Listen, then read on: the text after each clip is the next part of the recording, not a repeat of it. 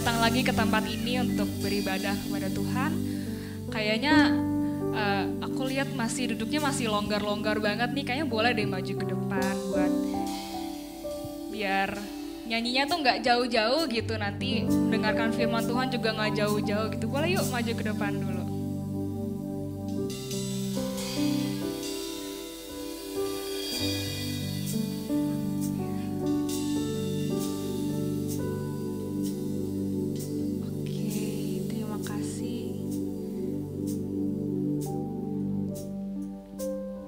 Masuk ke hadirat Tuhan, mari kita semua untuk ambil saat teduh sejenak, berdoa, bersyukur,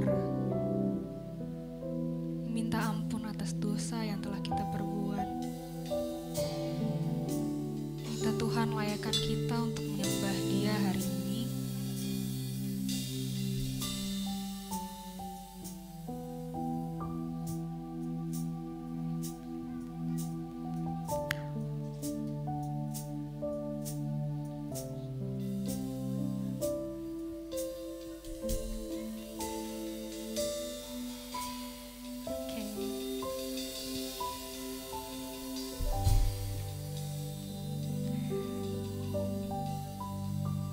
Saya undang semuanya yang baru datang juga boleh ambil tempat duduknya. Kita mau sama-sama berdiri.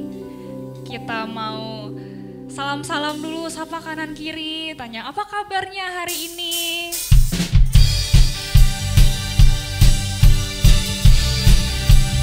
Saya percaya semuanya berada dalam perlindungan Tuhan.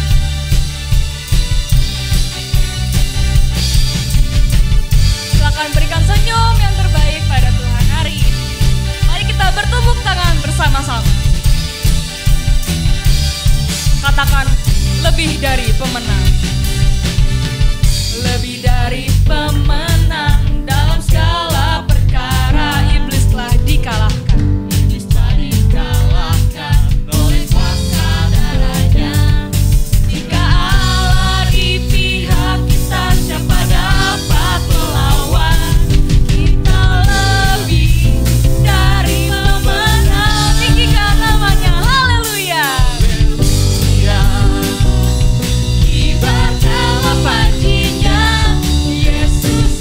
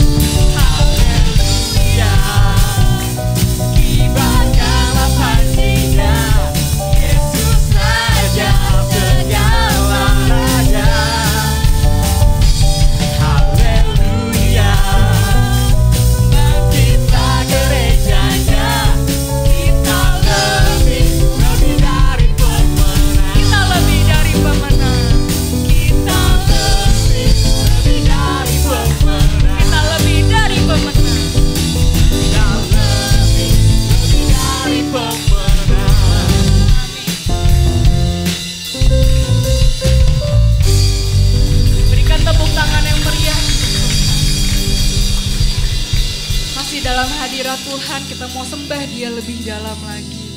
Kita mau rasakan kasih-Nya, kita mau rasakan hadirat-Nya. Bila selama seminggu ini kita mengalami banyak hal yang mungkin membebani kita tinggalkan semuanya itu. Bapa, kami datang di hadirat-Mu Tuhan. Kami menyembah Engkau Tuhan. Dengan hati yang tertuju padamu Tuhan. Kami mau menyembah Engkau Tuhan. Kami bersyukur Bapa. Kami bersyukur Tuhan untuk kasih-Mu, untuk penyertaan-Mu Tuhan. Pada saat ini ya Bapa, layakan kami Tuhan. Terlepas dari apapun masalah kami Tuhan yang kami hadapi, kami mau menyerahkan semuanya dalam tangan-Mu Tuhan. Biarlah saat ini hanya Engkau Tuhan yang ditinggikan, hanya Engkau Tuhan yang dimuliakan. Terima kasih Bapa. Inilah doa dan permohonan kami Tuhan untuk masuk dalam hadirat.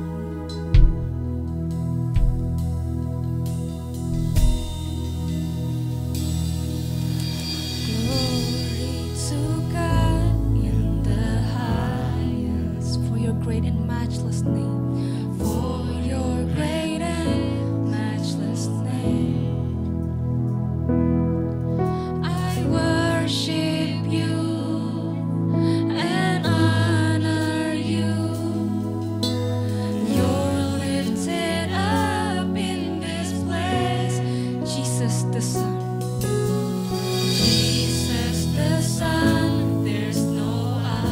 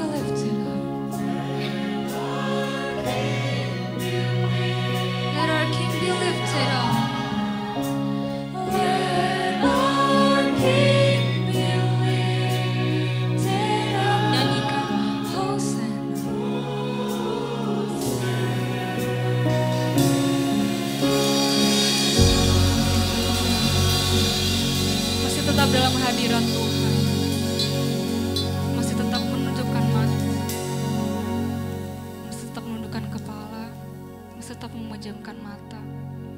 Kita mau berdoa bagi Tuhan. Ini kami Tuhan,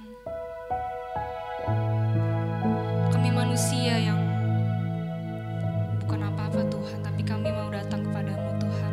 Kami mau dibentuk oleh Engkau ya Bapa. Kasih-Mu ya Bapa, oleh karena kasih-Mu Tuhan, oleh karena pengorbanan-Mu ya Bapa, Kau telah menyelamatkan kami. Kita akan membaca ayat firman Tuhan dari Mazmur 86 ayat 15. Tetapi Engkau ya Tuhan, Allah yang penyayang dan pengasih, panjang sabar dan berlimpah kasih setia. Kita bacakan ini bersama-sama. Tetapi Engkau ya Tuhan, Allah penyayang dan pengasih, panjang sabar dan berlimpah kasih setia. Sekali lagi. Tetapi Engkau ya Tuhan, Allah penyayang dan pengasih, panjang sabar dan berlimpah kasih setia. Kita mau rasakan kasih-Nya, kita mau rasakan kasih setianya, salib-Nya, pengorbanan yang mengubahkan kita semua. Amin. Nyanyikan karena salib-Mu kami bisa hidup Tuhan, karena kasih-Mu, karena pengorbanan-Mu Tuhan kami bisa hidup. Hanya Engkau.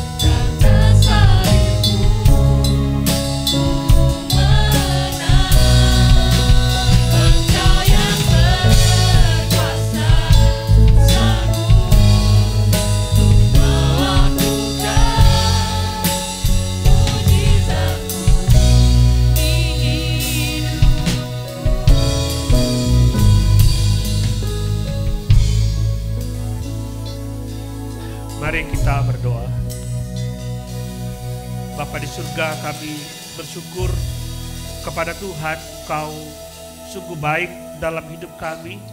Engkau pelihara kami hari demi hari. Ketika kami bergumul dengan kehidupan kami tiap-tiap hari, Tuhan tidak pernah meninggalkan kami.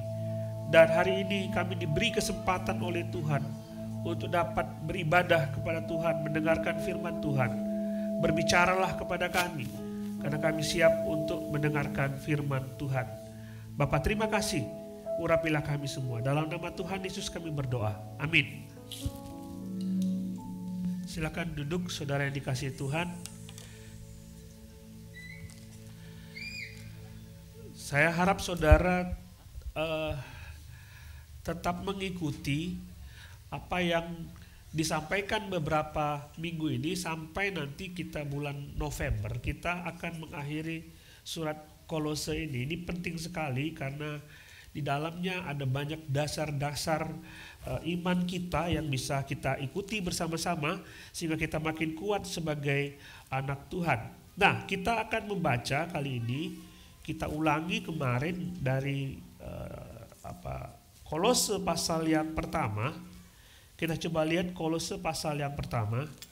Saudara buka Alkitab saudara. Kita lihat Kolose pasal pertama, kita baca dari ayat yang ke 18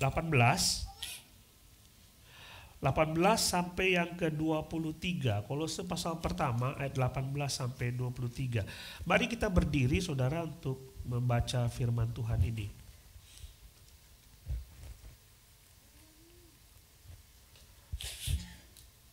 Mari kita berdiri, kita baca bersama-sama. Saya baca ayat 18, saudara membaca ayat yang ke-19. Jadi saya membaca ayat yang genap, saudara membaca ayat yang ganjil. Dialah kepala tubuh, yaitu gereja. Dialah yang sulung, yang pertama bangkit dari antara orang mati. Sehingga dialah yang lebih utama dalam segala sesuatu.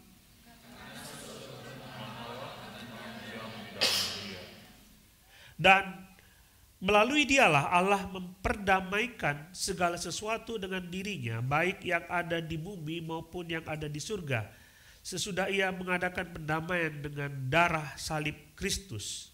Sudah kamu yang dahulu hidup jauh dari Allah dan yang memusuhinya dalam hati dan pikiran seperti yang menyangkal dari perbuatan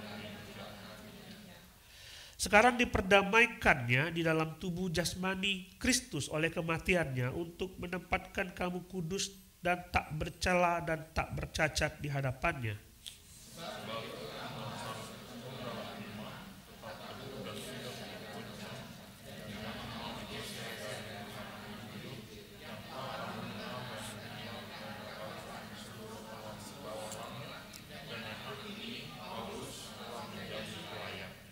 Silakan duduk saudara. Sudah tahun 1973, tepatnya 6 Oktober tahun 1973, di mana pada saat itu bangsa Israel sedang merayakan sebuah hari raya penting bagi mereka. Ini diperintahkan dalam kitab Imamat, mereka harus merayakan hari raya ini yang disebut dengan hari raya Yom Kippur. Jadi mereka sedang melakukan ibadah itu, jadi bukan cuma mereka merayakan hari raya itu, mereka khusyuk di hadapan Tuhan. Tahun 73 ya, tahun 73, jadi saudara sudah lahir sebagian. Jadi tahun 73 ketika mereka sedang merayakan hari raya Yom Kippur, Imamat saudara lihat nanti hari raya penebusan, hari raya pendamaian. Mereka sedang merayakan itu dan bukan cuma beribadah, mereka juga sedang berpuasa. Tepat di 6 Oktober tahun 73 ini pandainya bangsa-bangsa di sekitar Israel pada waktu itu. Mereka menyerang Israel. Jadi dari selatan Mesir dengan seluruh tentaranya menyeberang gurun Sinai dan merebut Sinai. Israel yang sedang merayakan ibadah Yom Kippur, mereka kelabakan. Dari utara, tepat hari yang sama, jam yang sama, tentara Suriah datang dari Golan menyerang Israel. Jadi dari utara selatan ada serangan. Suriah menyerang, selatan Mesir menyerang. Kemudian dari timur Yordania dibantu dengan Irak menyerang Yerusalem. Coba bayangkan sebuah negara seperti itu diserang seperti itu. Hari pertama mereka kelabakan. Tapi hari berikutnya, selama 6 hari, Israel menyerang. Gurun Sinai direbut, bahkan mau masuk ke Mesir.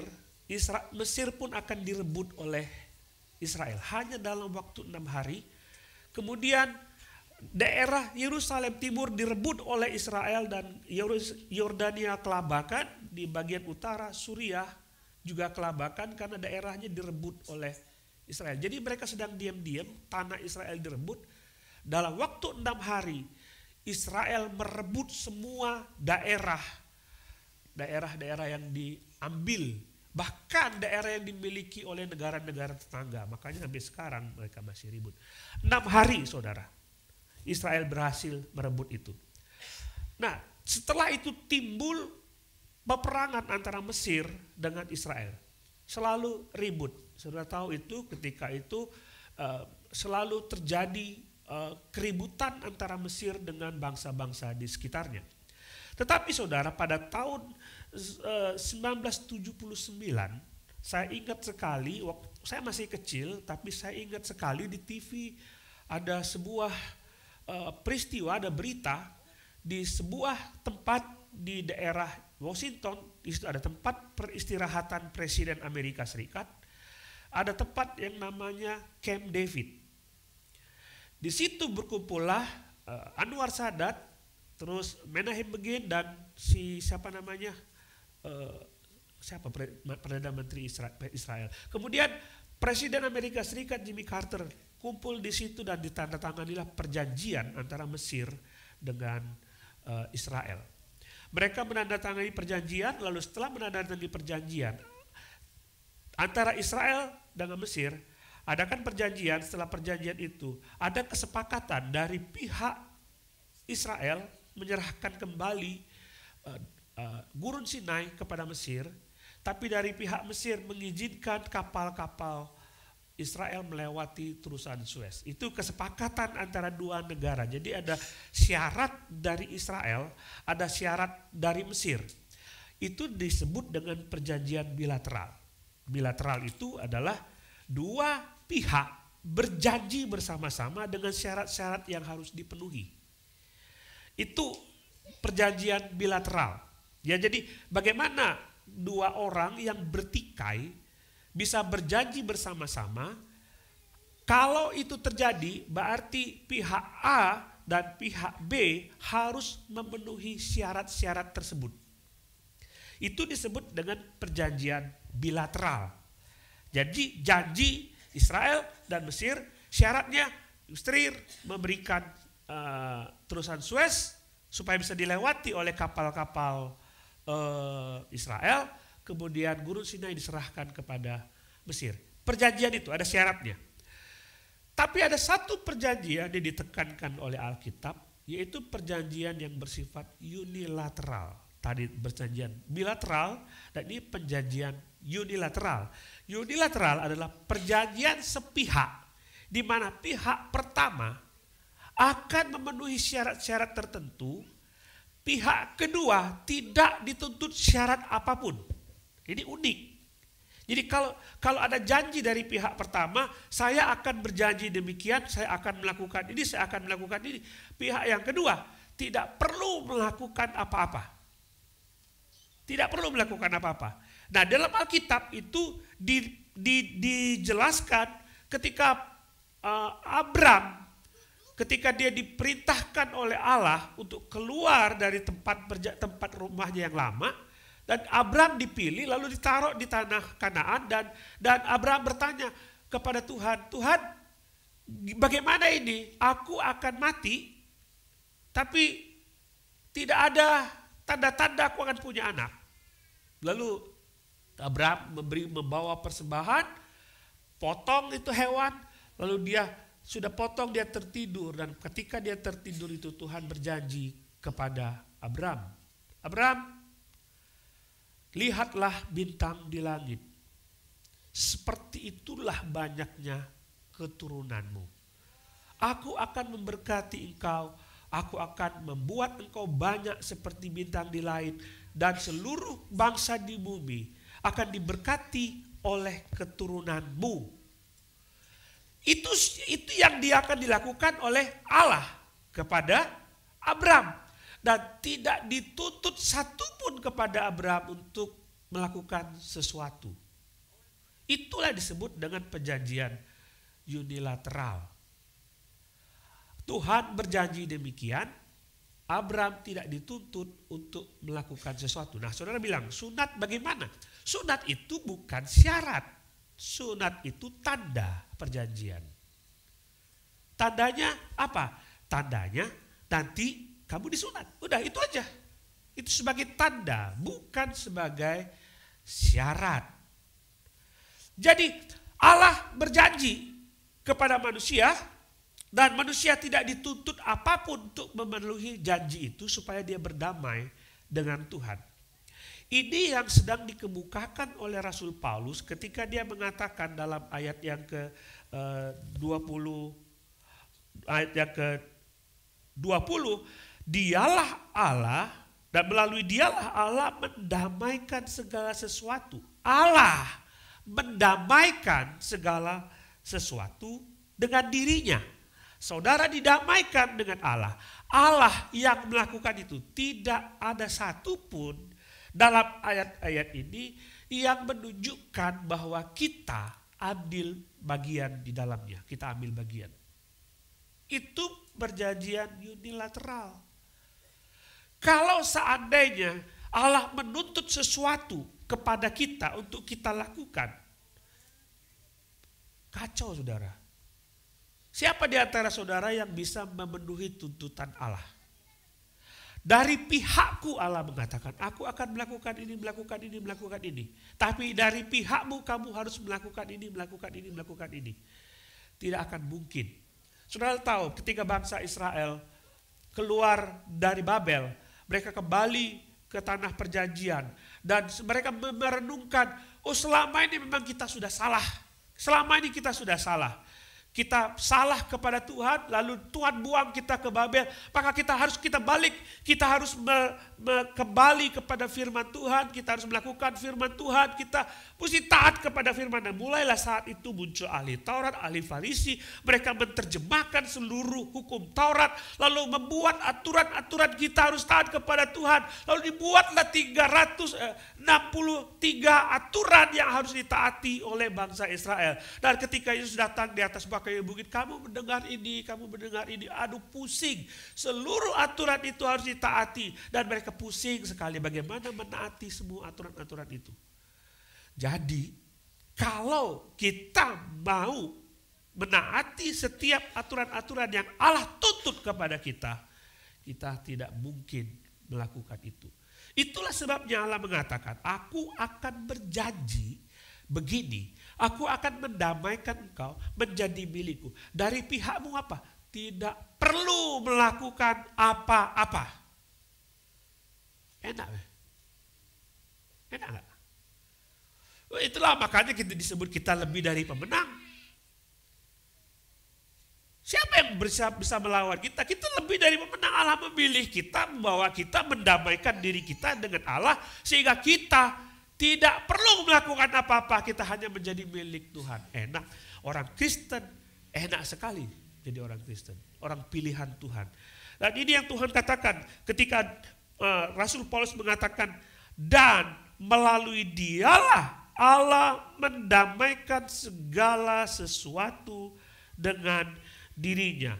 Coba kalau kita lihat kata damai di situ adalah menunjukkan ketika orang-orang sedang bertikai di pengadilan, lalu hakim mencoba untuk meluruskan, membuat penyesuaian antara dua pihak ini sehingga mereka bisa berdamai.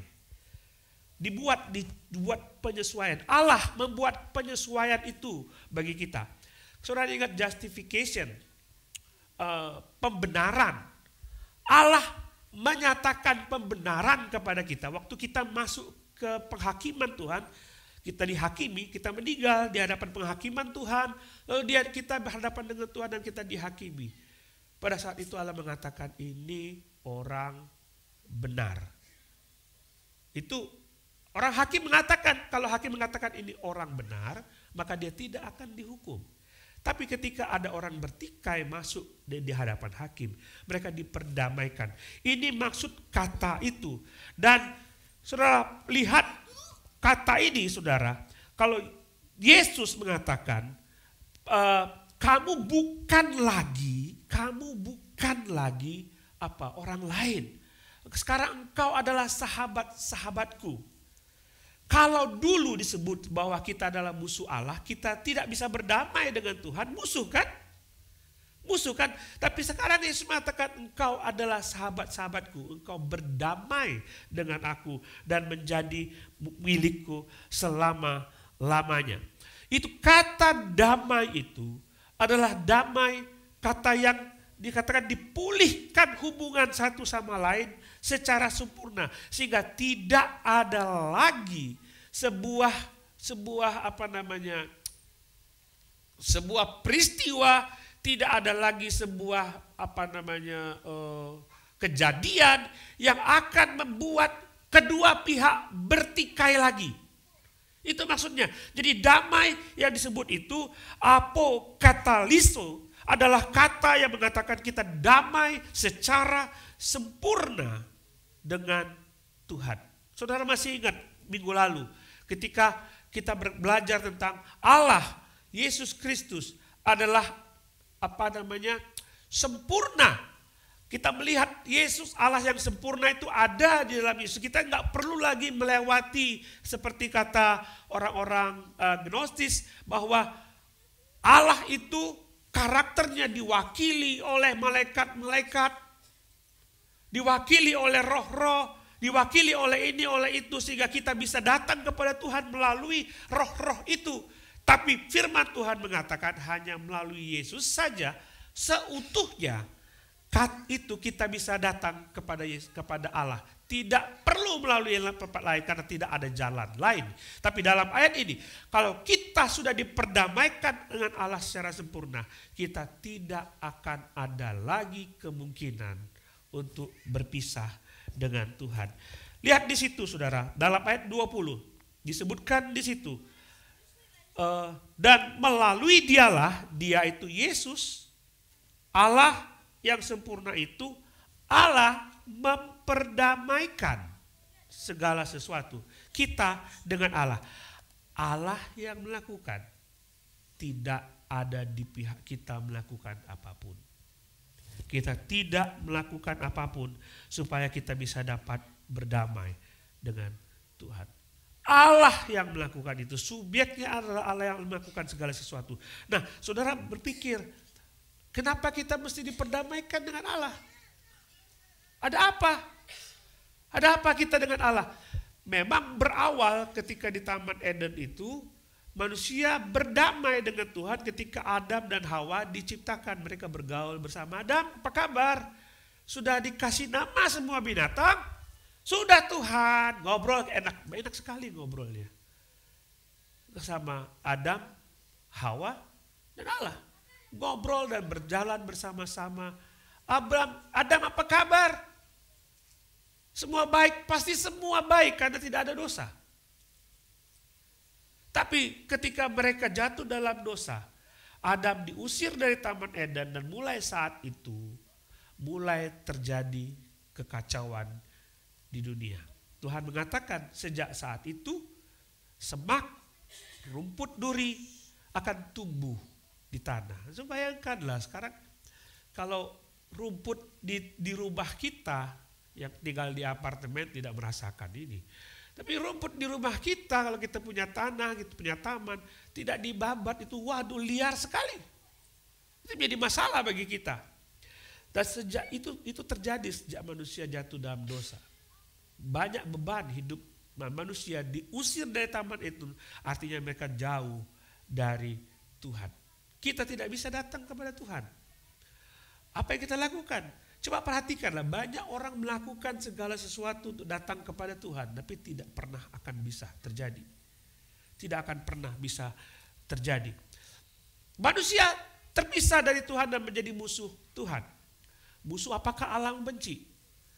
Karakter Allah yang kudus tidak bisa bersatu dengan manusia yang berdosa. Allah mengasihi manusia, tapi masalahnya adalah manusia berdosa dan tidak bisa bersatu dengan Tuhan. Itu masalahnya. Allah mau datang, ayolah, kita sama-sama. Tapi Allah suci dan manusia berdosa tidak bisa bergaul dengan Allah yang suci itu. Itu masalahnya. Jadi kata permusuhan itu adalah Allah tidak bisa bersatu dengan manusia. Di bait suci saudara, bait suci Herodes, saudara akan ketemu dengan sebuah kalau mereka bangun bait suci itu, lalu di bait suci dikelilingi oleh tembok antara orang yang tidak percaya, bukan orang Yahudi dan orang Yahudi. Orang Yahudi tidak bisa melewati tembok itu. Orang non Yahudi tidak bisa melewati tembok itu. Jadi yang bisa melewati tembok itu adalah orang-orang Yahudi. Dan di luar itu tidak bisa lewati. Lalu di situ tertulislah, teman-teman, sorek inscription. Jadi inscription itu tulisan di batu itu ada peringatan orang-orang bukan Yahudi tidak boleh masuk ke situ. Ada orang Roma, ada orang Yunani, mereka mengagumi ibadah orang Yahudi, tapi mereka tidak bisa masuk. Berarti ada permusuhan antara orang-orang non-Yahudi sama Allah di situ. Terlihat. Tapi orang-orang Yahudi sendiri, mereka tidak bisa datang kepada Allah karena ada dosa tersebut. Ini yang menjadi persoalan. Manusia tidak bisa bergaul sama Tuhan. Ini yang saudara rasakan. Saudara berdosa. Siapa di antara kita yang tidak berdosa? Semua berdosa. Semua berdosa. Dan ada orang yang berkata bahwa Allah itu tidak maha kasih. Kadang kali melihat ada bencana, ada kelaparan, ada yang tidak enak terjadi di dunia ini. Dan mengatakan Allah itu tidak maha kasih. Itu bukan salah Allah. Itu konsekuensi dari pilihan manusia yang berdosa. Nah, Allah ingin memperbaiki itu semua. Allah mau kita semua hidup baik. Tapi kita tidak bisa melakukan itu. Tapi Allah lah yang membereskan itu. Bagian pertama ini kita akan melihat bahwa karya pendamaian itu dimulai dari Allah. Bukan dari diri kita. Kemudian kita lihat di dalam ayat berikutnya disebutkan di situ. Dan oleh Dialah Ia mendamaikan segala sesuatu dengan dirinya, baik yang ada di bumi maupun yang ada di surga, sesudah Ia mengadakan pendamaian oleh darah salib Kristus. Ini adalah metode pendamaian, cara pendamaian yang Allah kehendaki. Coba lihat di situ.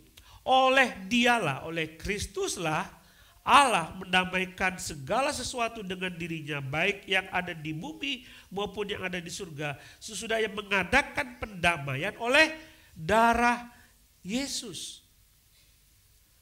Jadi di sini disebutkan cara pendamaian itu harus melalui darah Yesus, tidak ada cara lain. Tidak ada cara lain. Karena kematian Yesus bukanlah sebuah kecelakaan. Jadi dia menganggap Yesus mati itu karena ditangkap oleh orang Roma, lalu dibunuh di atas kayu salib, lalu kita anggap itu sebagai, itulah mungkin itu sebagai cara Allah.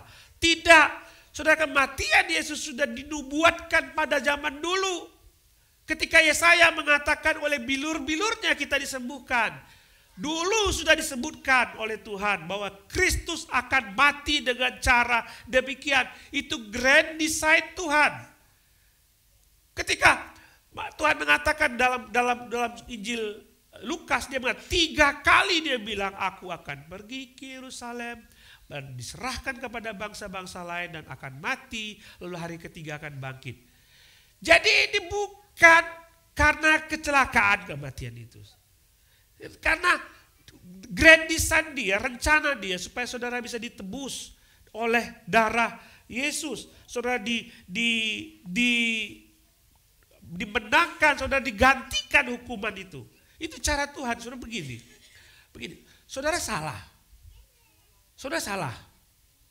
Berdosa.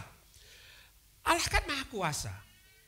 Bagaimana Allah yang maha kuasa itu? Seandainya diputihkan saja, udahlah putihkan saja.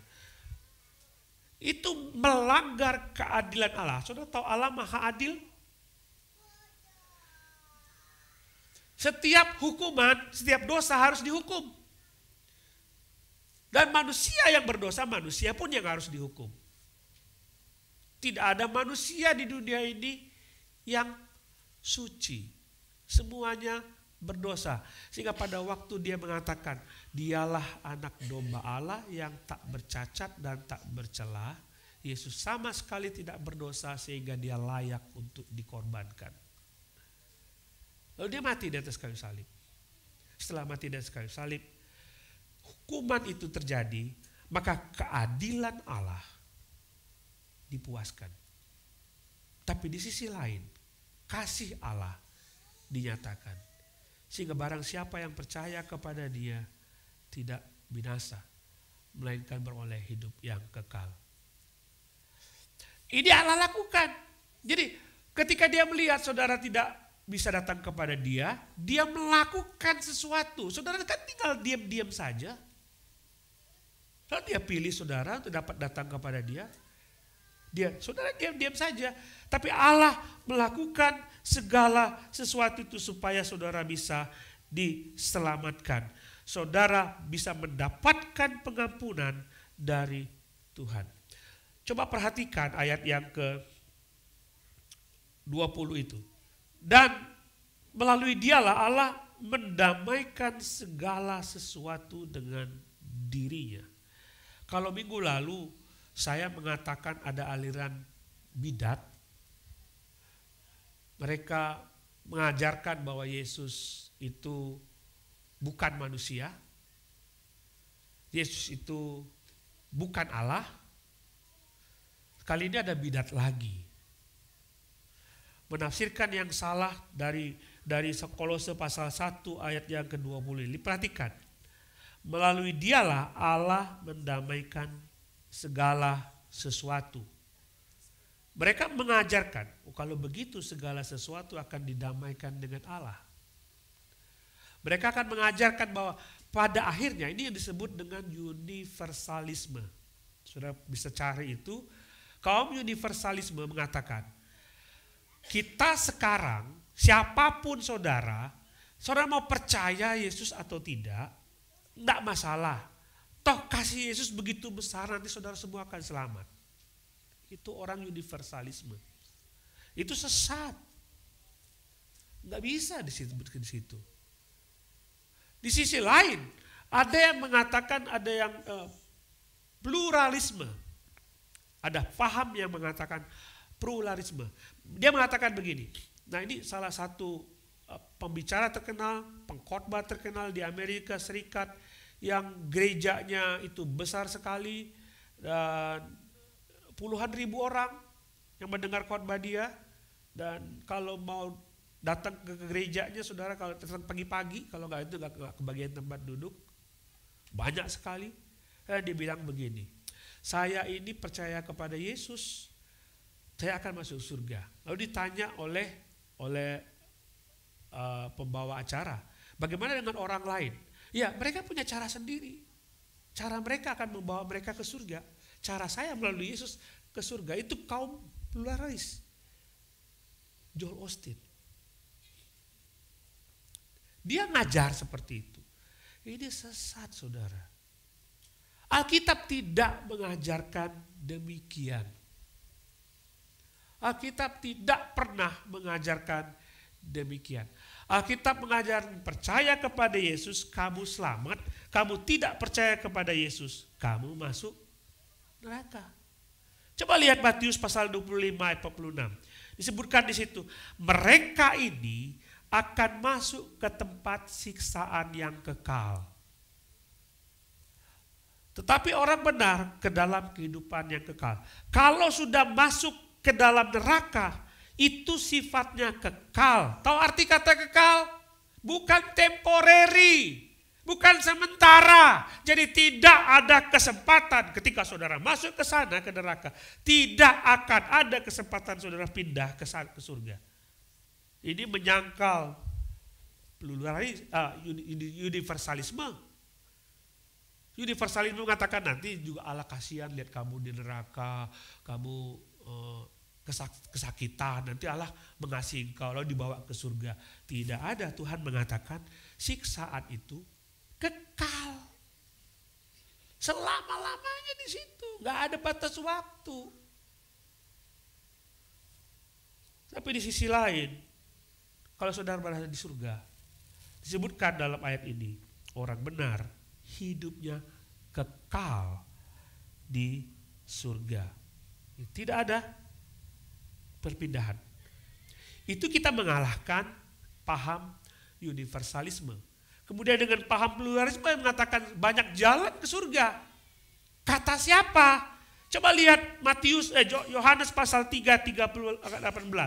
Sebutkan di situ, barang siapa percaya kepadanya, yaitu Yesus, barang siapa percaya kepada Yesus tidak akan dihukum. Oke? Barang siapa yang tidak percayanya, ya telah berada dalam hukuman. Nggak ada pluralis, nggak ada di situ. So, satu-satunya jalan adalah percaya kepada Yesus. Yesus adalah satu-satunya jalan pendamaian antara kita dengan Allah. Metode itu disampaikan oleh Rasul Paulus dalam Kolose pasal 1 ayat 20 ini. Bahwa metode yang benar, metode yang sah dari Allah, supaya engkau diperdamaikan dengan Allah adalah dengan cara Yesus disalibkan. Saudara yang patut dihukum, tetapi saudara tidak akan dihukum. Contohnya ini kan pengadilan saudara. Jadi pada saat saudara masuk ke dalam penghakiman Tuhan di akhir zaman, Tuhan melihat saudara dan mungkin ada penuduh, jaksa, dakwaan kepada saudara, ini orang bersalah dan patut dihukum, dia berdosa. Tapi Yesus datang mengatakan, aku sudah mati menggantikan dia layak masuk ke dalam rumahku. Itu maksudnya. Mestinya saudara dihukum, tetapi saudara digantikan oleh. Saudara lakukan apa? Tidak ada melakukan apapun, karena ini perjanjian unilateral, sepihak dari Tuhan. Kemudian saudara lihat ayat yang ke-23. Ini hasil dari pendamaian. Tadi pertama karya perdamaian, kedua metode perdamaian, dihasil. Lihat di situ. Allah mendamaikan dirinya dengan manusia supaya saudara kudus dan tak bercacat. Saudara kudus dan tak bercacat. Itulah tujuan perdamaian itu, supaya kita diperdamaikan dengan Allah dengan kedapatan kudus dan tak bercacat. Kudus dan tak bercacat itu, kudus itu artinya begini saudara. Allah menempatkan saudara pada posisi menjadi miliknya. Itu sejak kapan terjadi? Sejak saudara percaya kepada Yesus, pada saat itulah saudara diposisikan sebagai milik Allah. Enak toh? Bukan nanti. Saat ini saudara percaya kepada Yesus dan saat itulah Allah mengatakan ini milikku selama-lamanya. Bukan nanti. Berapa kali saya memberikan ilustrasi kalau saudara sudah membeli sesuatu dan sudah sah di notaris, sementara barangnya belum saudara miliki, berarti saudara sudah punya itu barang itu. Sudah sah itu. Sudah sah menjadi milik saudara. Saudara beli rumah, ini rumahnya belum jadi, tapi sertifikatnya AJB-nya sudah ada, saudara sah punya rumah. Sama seperti ketika saudara percaya kepada Yesus, dia mengatakan kau kudus dan tak bercacat, Allah memandang kau seperti itu, dan dia menganggap saudara menjadi miliknya, maka saudara kudus dan tak bercacat pada saat saudara percaya kepada Yesus. Saat itu terjadi. Sudah menjadi milik Yesus selama-lamanya. Enak kan? Luar biasa. Nah itulah sebabnya ketika saudara pada penghakiman itu, ketika saudara menghadapi tahta penghakiman Allah, Allah melihat saudara, dia tidak perlu buka-buka buku ya. Nanti dibukalah buku, lihat namamu siapa? Sam, oke Sam. Mana Sam? Mungkin malaikat bingung, nama Sam banyak sekali gini ya. Sam yang mana? Yang lahir tahun berapa ini? Yang tinggal di mana ini? Emang kurang canggih itu surga. Allah tahu saudara. Yesus tahu, oh ini tahu saya ini. Waktu dilihat itu, apakah dia ada cacat atau tidak? Enggak perlu lihat buku. Coba lihat, ini kudus ini. Masuk. Jadi pada saat dia memandang saudara kudus, tak bercacat dan tak bercelah. Siapa yang bisa menuduh kita? Tak bercela itu artinya tidak ada apapun yang bisa menuduh kita sehingga kita cacat di hadapan Tuhan. Enak benar? Coba saudara bayangin dari tadi sampai sekarang saudara melihat apa yang Allah lakukan bagi kita dan kita tinggal santai saja enak. Enak jadi orang Kristen itu. Udah hidupnya nyaman, diberkati, saudara dapat semua yang diperlukan, saudara berdoa dikabulkan, saudara mati masuk surga. Itu enak kan? Udah dijaminan. Sehingga firman Tuhan mengatakan di dalam Roma pasal 8 disebutkan di situ, siapakah yang menggugat orang-orang pilihan Allah? Enggak ada yang menggugat saudara. Sekali selamat, tetap selamat. Enak bukan? Nah masalahnya sekarang saya ingin tanya kepada saudara. Sudah sekian lama saudara menjadi orang Kristen, menamakan diri saudara orang Kristen, tapi merasa belum ada damai dengan Tuhan. Merasakan itu? Saudara merasa saya jadi orang Kristen, tapi tidak pernah ada damai dengan Tuhan. Gak beres hubungannya dengan Tuhan. Saudara bereskan hari ini. Yesus mau melakukan itu. Kalau saudara tidak tahu caranya, saudara bisa ngobrol, Pak Pendeta, sediakanlah waktu. Saya pulang punya kepastian bahwa saya diperdamaikan dengan Tuhan. Saya memiliki Yesus. Hubungan saya baik. Kenapa ya saya ketika kali saya berdoa kok saya seperti tidak pernah dijawab oleh Tuhan. Apakah Tuhan mengasihi saya atau tidak? Coba ngobrol supaya hubungan saudara baik kembali dengan Tuhan. Baik kembali. Dari tadi kita sudah melihat apa yang Allah lakukan. Allah merencanakan supaya dia berdamai dengan saudara. Dan ketika dia merencanakan damai dengan saudara itu, dia tidak ada melihat cara lain kecuali dia mati di atas kayu salib. Dia turun ke dunia, menjadi seorang hamba, menjadi seorang manusia, dan mati bagi saudara. Lalu saudara diselamatkan. Lalu ketika saudara meninggal, Allah mengatakan ini anakku masuk ke surga selama-lamanya. Saudara lihat tidak ada peran apapun dari diri kita. Tidak ada. Nggak ada. Terhadap orang yang berbuat baik seperti itu kepada saudara. Kira-kira apa yang harus saudara lakukan? Ketika Allah berbuat baik seperti itu, apa yang harus saudara lakukan?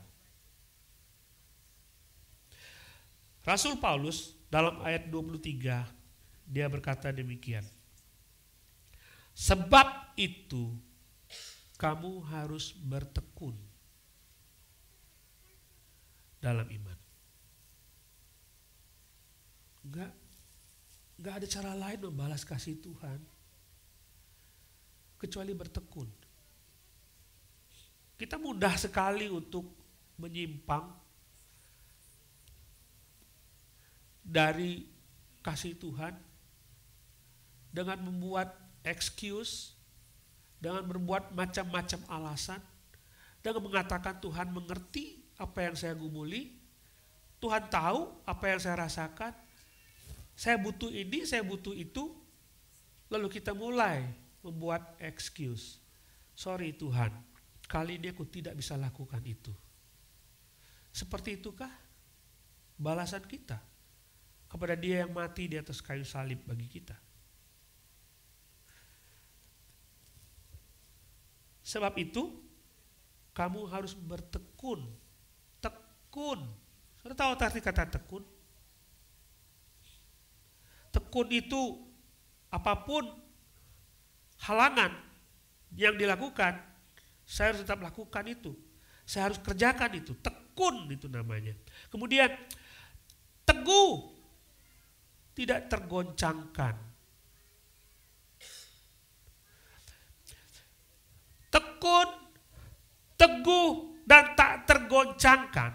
Kalau saudara melihat struktur tata bahasanya, itu bukan kita yang lakukan, saudara. Kalau saudara berkata bahwa kita harus bertekun, itu bukan karena kekuatan kita.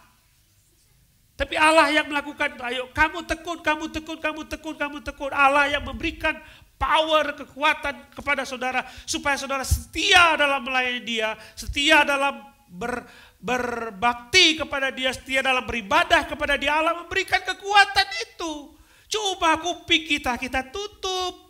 Kita membantah kata-kata Tuhan, lalu kita mengatakan, kali ini saja Tuhan saya tidak mau tekun. Kurang ajar.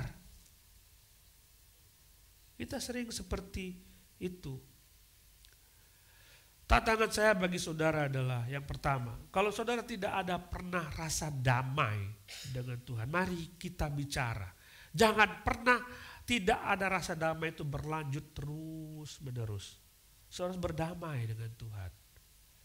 Kalau ada dosa yang disembunyikan, mari kita bicara, kita bongkar semua supaya ada perdamaian dengan Tuhan. Yang kedua, kalau Dia melakukan segala sesuatu supaya diperdamaikan saudara dengan Dia, maukah saudara rela bertekun untuk melakukan segala sesuatu buat Dia dan tidak pernah malas? Jangan pernah malas. Ingat tujuan hidupmu. Toh akhirnya saudara akan sampai kepada Dia dan mempertanggungjawabkan semua yang saudara lakukan di dunia ini. Mari kita berdoa.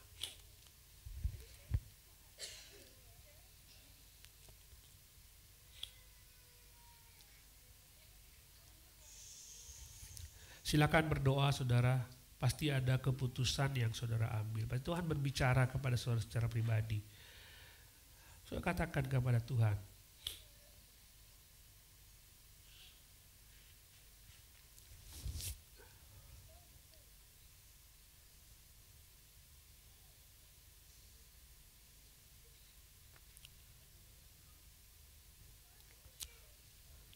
sambil berdoa saudara. Saudara tidak usah malu.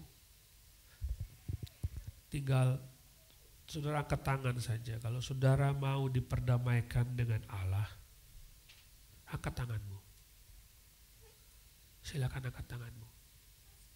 Selama ini tidak pernah rasa damai, jangan tinggalkan tempat ini dengan ada permusuhan dengan Tuhan. Kalau ada, saudara tidak pernah ada rasa damai dan saudara mau diperdamaikan dengan Allah, angkat tanganmu. Puji Tuhan. Ada lagi. Ada lagi. Sudah mau diperdamaikan dengan Allah? Ada lagi.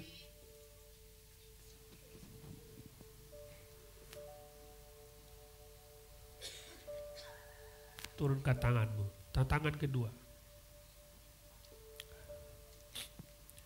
Saudara sudah yakin bahwa saudara diselamatkan oleh Tuhan dan merenungkan betapa besar pengorbanan Dia bagi saudara. Apakah saudara mau bertekun setia di dalam pelayanan kepada Dia? mengambil bagian apapun resiko dan membayar semua harga yang Tuhan berikan kepada saudara? Ada, angkat tanganmu. Ada yang mau mengambil keputusan untuk setia melayani Tuhan, angkat tanganmu. Puji Tuhan, puji Tuhan. Ada lagi?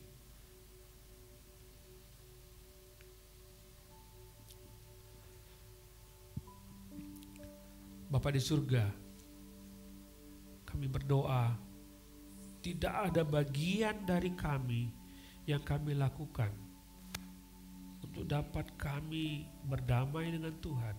Semua telah Allah lakukan bagi kami, dan patutlah kami bersyukur kepada Tuhan dengan hidup benar di hadapan-Mu. Bapa, terima kasih. Setiap keputusan yang kami ambil, biarlah menyenangkan hati Tuhan. Kami diperdamaikan dengan Allah. Bapa, terima kasih.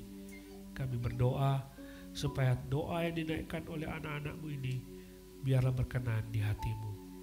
Terima kasih Bapa, dalam nama Tuhan Yesus. Amin.